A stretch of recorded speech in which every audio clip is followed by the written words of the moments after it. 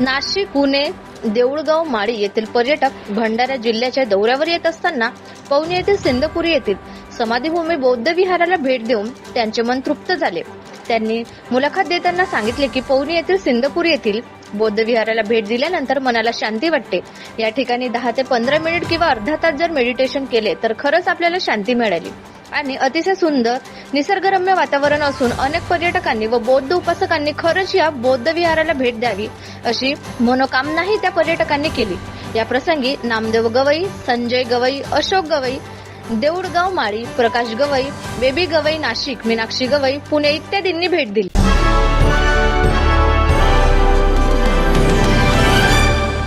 जय भीम.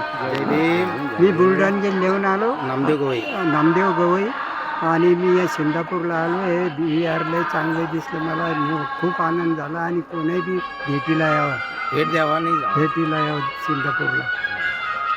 तुमचं नाव तुम्ही कुठून आले? देऊळगाव माळीहून. हां, माझं नाव आहे संजय रामभाऊ गवई. कसं वाटला सिंधपुरीचा बुद्ध विहार? सिंगापूरचा बुद्धविहार असं आहे की पाहण्यालायकच आहे. इथं आलं तर माणसाला असं करमतंय की वाटते बा काय पर्यटनीय स्थळ आहे. मस्त माणसाला लय करमतंय. पाहण्यासारखं कोणी जर याचं असलं तर हे विहार पाहण्यासारखंच आहे. मन प्रसन्न होते असं मन वाटतं प्रसन्न तुम्हाला? होतंय.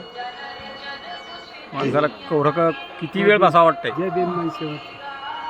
जय भीम. तुमचं नाव काय आहे? माझं नाव अशोक नारायण गवई. मी देऊळगाव माळीचा राहणारा. कोणतं गाव म्हटलं? देऊळगाव माळी. हा, कसं वाटलं बुद्ध विहार सिंधपुरीचा? मला एकदम छान वाटलं.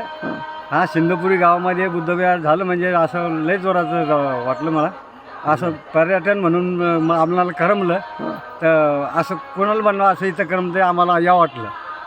अजून पण आम्ही कधी भेट देऊ. Okay okay. जय भीम. जय भीम. तुमचं नाव सांगा, कुठून आले तुम्ही? जय भीम साहेब. माझं नाव प्रकाश वामन गवई. हा आम्ही आलो नाशिकवरून. हा. नाशिकवरून आलो. इथे आम्हाला काय नाव आहे सिंधपुरी. सिंधपुरीमध्ये आलो. बुद्धविहारमध्ये एवढी शांतता वाटली. एकदम चांगलं वाटलं. कोणी बी यावं आणि ते थोडा वेळ द्यावा. पाहण्यासारखं स्थळ आहे. शांत वाटतं शांत इथं. वाटतं एकदम. म्हणजे इतर जे बुद्ध विहार आहेत त्याच्यापेक्षा वेगळं आहे का? त्याच्यापेक्षा वेगळंच आहे. चांगलं वाटतं. एकदम भारी वाटतं. एकदम तुमच्या परिसरामध्ये नाशिकमध्ये अशा पद्धतीचे बुद्ध विहार आहेत का? नाही, आमच्याकडे असं आहे नाही. इथले आम्हाला सर्वात सुंदर वाटलं. अतिशय सुंदर वाटलं. जय Bhim. This is Meenakshi. I came from Pune and I came here like Shindapuri.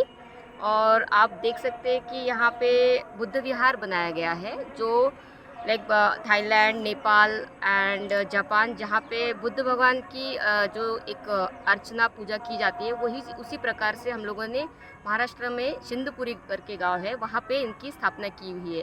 So एक बुद्ध विहार यहाँ पे मतलब बनाया गया है जहाँ पे आप ये देख सकते हैं. बुद्ध विहार मेरे पीछे के साइड में ही है.